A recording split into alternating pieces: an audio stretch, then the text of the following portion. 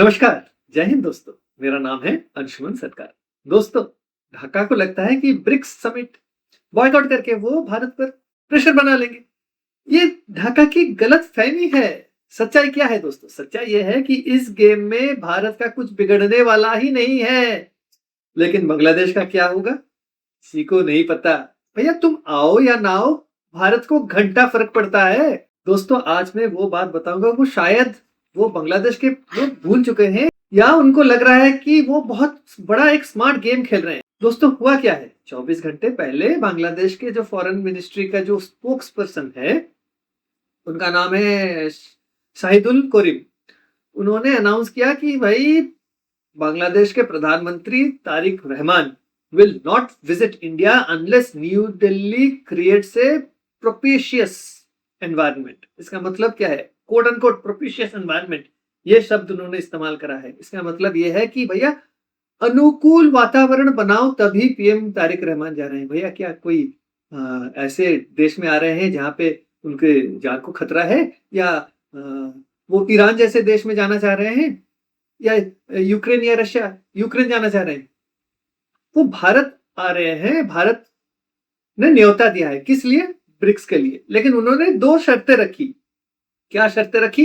कि भैया तुम जो हो भारत से शेख हसीना को इमीडिएटली एक्स्ट्राडाइट करो।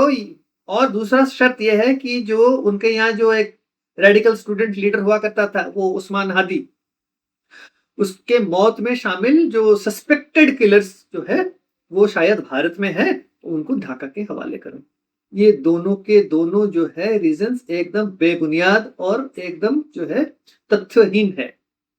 देखिए दोस्तों, मुझे इस मौके पर राजकुमार साहब जो है थे, एक्टर थे, उनका एक वो डायलॉग याद आ रहा है तिरंगा मूवी का। वो है ना वो डायलॉग कि शेख चिल्ली की तरह दिन में सपने देखना छोड़ दो गेंडा स्वामी, हम आंखों से सूरमा नहीं चुराते, हम आंखें ही चुरा लेते हैं ताकि सुरमा लगाने की नौबत ही ना आए। तो अब सोच लो। देखिए, ब्रिक्स ब्रिक्स में क्या है? भारत ब्रिक्स का फाउंडर मेंबर है, सबसे हेवीवेट मेंबर है। 5 देशों में से भारत एक है।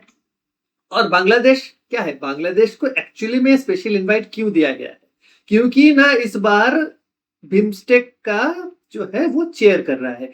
उस ओहदे के लिए उसको मिला है इनवाइट, वो आए भारत में। अब बांग्लादेश अगर स्किप करना चाहता है तो डिप्लोमेटिक जो है, जो ग्लोबल स्टैंडिंग में वो अपना जो है, वो अपना जो एक जो स्तर बनाया हुआ है आज तक, वो खोने वाला है। और दूसरा है उसका एक्सेस जो है न्यू डेवलपमेंट बैंक, उसको वो खो सकता है। इसमें भारत का कोई नुकसान होने वाला नहीं है। और सबसे बड़ी बात है कि बांग्लादेश भी चाहता है कि ब्रिक्स ग्रुप में शामिल हो।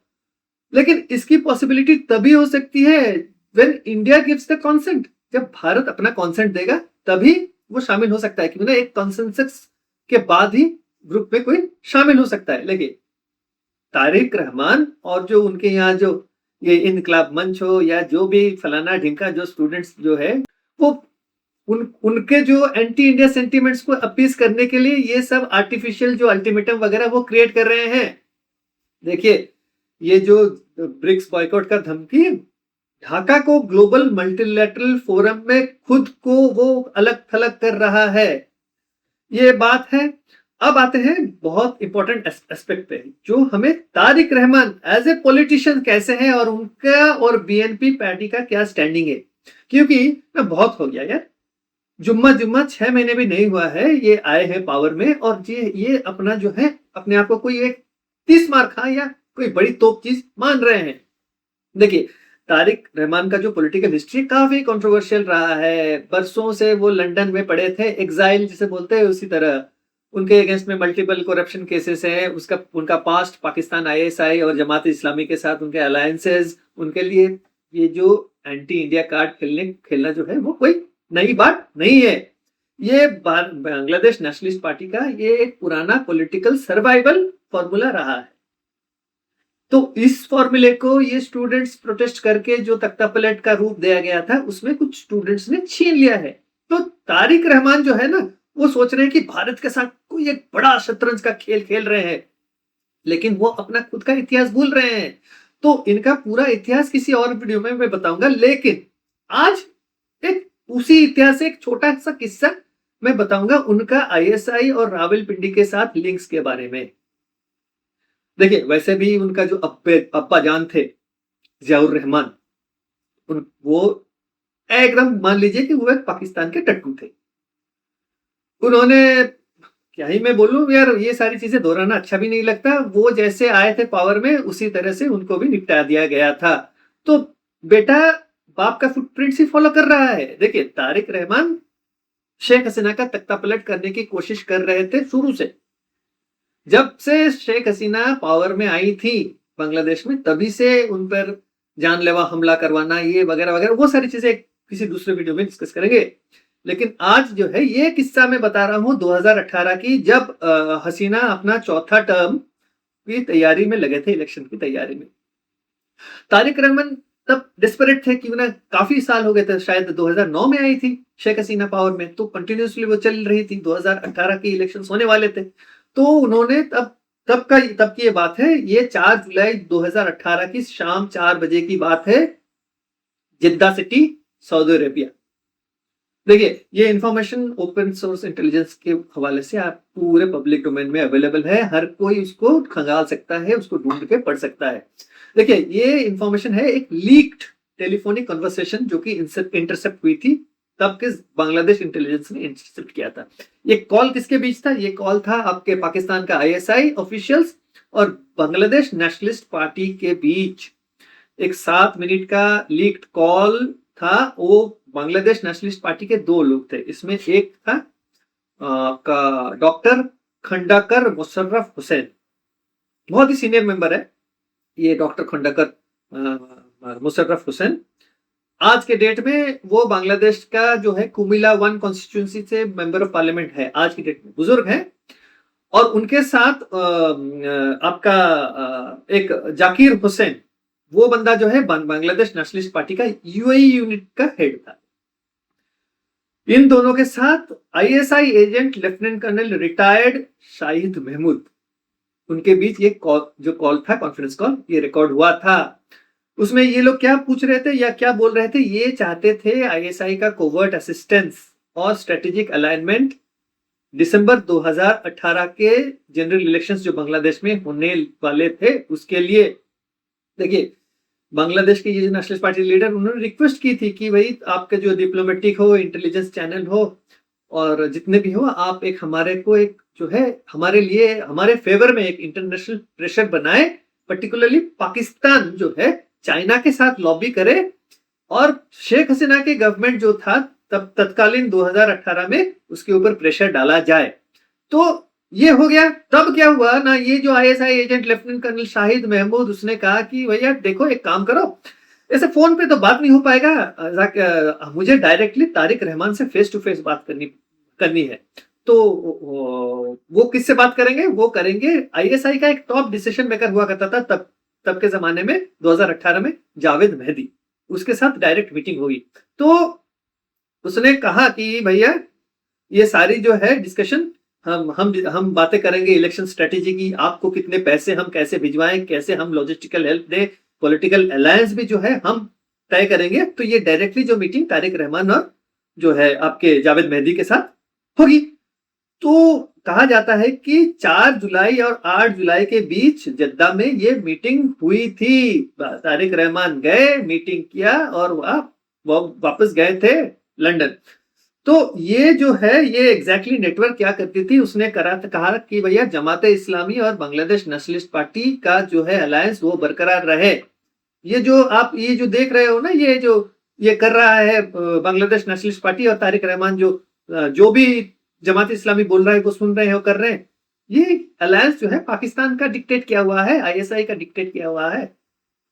तो देखिए, शुरू से ही इसमें पाकिस्तान इन्वॉल्व है, इसमें चाइना इन्वॉल्व है और ये सारी चीजें जो है रहमान का करा धरा है। देखिए, रहमान के जो भारत विरोधी कारनामे बहुत है। अगर आप चाहते, आप लोग चाहते हैं कि मैं कोई सेपरेट वीडियो बनाऊं, उनका पूरा कच्चा चिट्ठा आपके सामने लेके आऊं, तो आप कमेंट सेक्शन में बताइए, फिर मैं एक दूसरा वीडियो लेके आऊंगा। अब आते हैं उनके फॉरेन मिनिस्टर खलीलुर रहमान। उनका भी एक इतिहास है, पर्सनल लाइफ का भी है, लेकिन उसको पर्दे के पीछे रहने दीजिए, हम सिर्फ उनका प्रोफेशनल लाइफ डिस्कस करेंगे। खलीलुर रहमान का इतिहास ये है कि खलीलुर रहमान 2001 में जब उस टाइम एक केयर टेकर गवर्नमेंट हुआ करता था, उसका चीफ एडवाइजर हुआ करता था जस्टिस लतीफुर रहमान।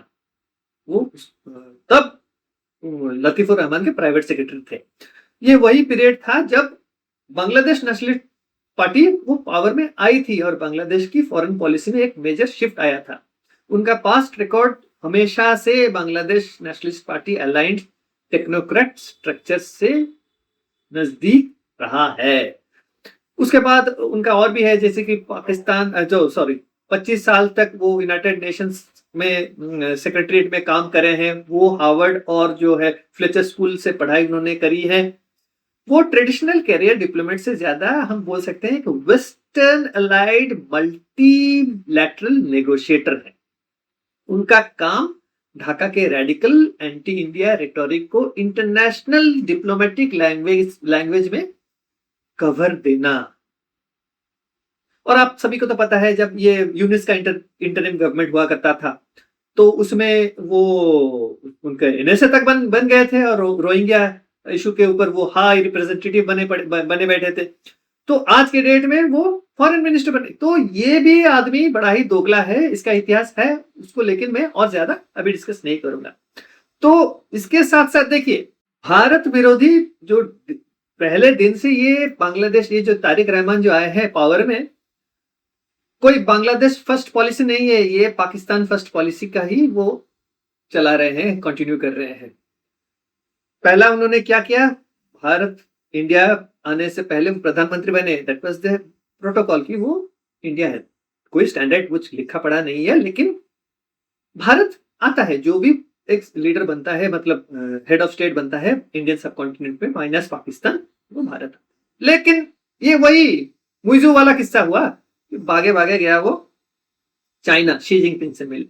उससे पहले मलेशिया दिखाने की कोशिश करा कि देखो मैं कितना, भैया चालाकी तुम अपने पास रखो, बहुत ज्यादा गेम खेलने की जरूरत नहीं है। तुम किससे तुम पंगा ले लिए हो तुम्हें पता नहीं है, नरेंद्र मोदी है भाई, बहुत गलत आदमी से पंगा लिया है तुमने।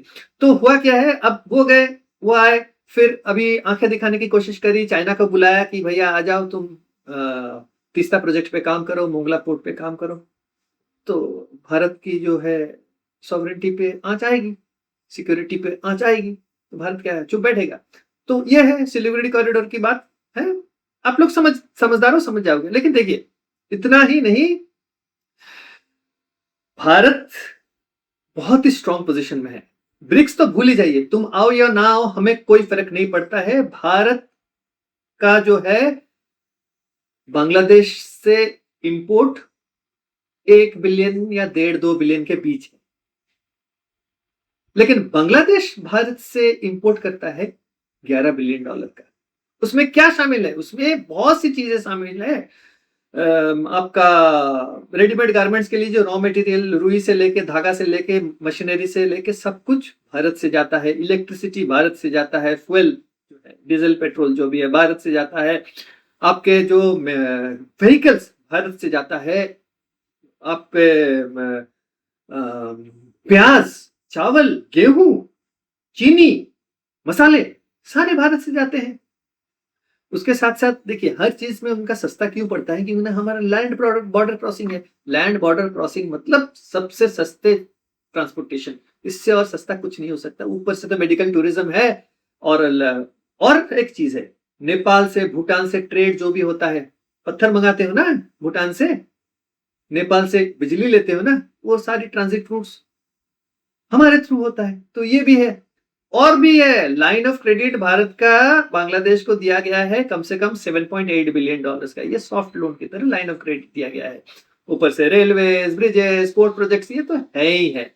तो ये बहुत सारी चीजें हैं जो कि बांग्लादेश अपने जो है वो भूल रहा है, और ये दो चीजों पे वो बात कर रहा है और भारत को ऐसे अल्टीमेटम दे रहा है। भैया, भारत 145 करोड़ लोगों का देश है, उसकी इकोनॉमी $4 ट्रिलियन+ की है। नरेंद्र मोदी जी भारत के longest serving continuously elected PM, continuously, Jawaharlal Nehru ji के बाद। और भारत की स्टैंडिंग ग्लोबली बहुत ऊपर है। Bharat is one of the emerging leaders of global south. तो अगर तारिक रहमान को लग रहा है कि भैया मैंने शतरंज के गेम में ना नरेंद्र मोदी जी को चेकमेट दे दिया ना, तो वो भूल जाए, क्योंकि ना अभी तो गेम शुरू ही नहीं हुआ है। और एक मुझे याद आ रहा है, याद है आप लोगों को, उनको पता ही नहीं, वो उनको लग रहा है कि वो शोले मूवी का जो जेल के अंदर जेलर बने बैठे हैं, अंग्रेज के जमाने के जेलर। लेकिन जय वीरू जैसे रॉ के एजेंट्स कितने भरे पड़े हैं बांग्लादेश के भीतर, किसी को पता भी नहीं है। ऐसे भी अननोन मैन अभी घूमना शुरू हो चुका है। तो उनका जो इतिहास है इतना, मतलब अब क्या ही मैं बताऊं तारिक रहमान का इतिहास। एक पूरा वीडियो 1 घंटे से ऊपर चला जाएगा अगर मैं इतिहास गिनाऊं और एग्जैक्टली किससे सुनाऊं आप लोगों को। लेकिन इतना याद रखिए, उनको लाइफ इम्प्रिजनमेंट हुआ था, करप्शन केसेस में हुआ था, ये जिया ऑर्फनेज केस में करप्शन उसका भी हुआ था। 2007 में वो अरेस्ट भी हुए थे, उनका स्पाइनल इंजरी हुआ था, इतना 3rd डिग्री टॉर्चर हुआ था। तब हसीना की सरकार नहीं थी, केयर टेकर गवर्नमेंट हुआ करता था। इतने करप्ट थे, किसी तरह बेल लेके वो भागे थे इंग्लैंड, वहां लंदन जाके जो रहे, सेल्फ एग्जाइल में रहे ही रहे। तो ये है उनका इतिहास। तो ये जो स्ट्रीट लेवल के रेटोरिक से जो इलेक्शन वो जीत सकते हैं, लेकिन देश की इकोनॉमी, बिजली, पानी, रोटी, हाँ ये गैंजेस वाटर ट्रीटी अभी तो दिसंबर में वो रिन्यूअल का टाइम आ जाएगा। ऐसे भी भारत सोच रहा है जैसे कि इंडस वाटर ट्रीटी, पानी को डाइवर्ट किया जा रहा है, वैसे ही हमारा को भी अभी पानी की बहुत ज्यादा जरूरत हो रही है, तो हम भी शायद डाइवर्ट करें गैंजेस वाटर को दूसरे स्टेट्स की ओर। तो बिजली, पानी, रोटी, तो ढाका का ये जो एंटी इंडिया पोस्चर उनका पॉलिटिकल सर्वाइवल स्टंट हो सकता है, लेकिन इकोनॉमिक सुइसाइड भी हो सकता है। वीडियो को लाइक, शेयर और चैनल को सब्सक्राइब करना ना भूलें। मिलते हैं अगले वीडियो में। जय हिंद, नमस्कार।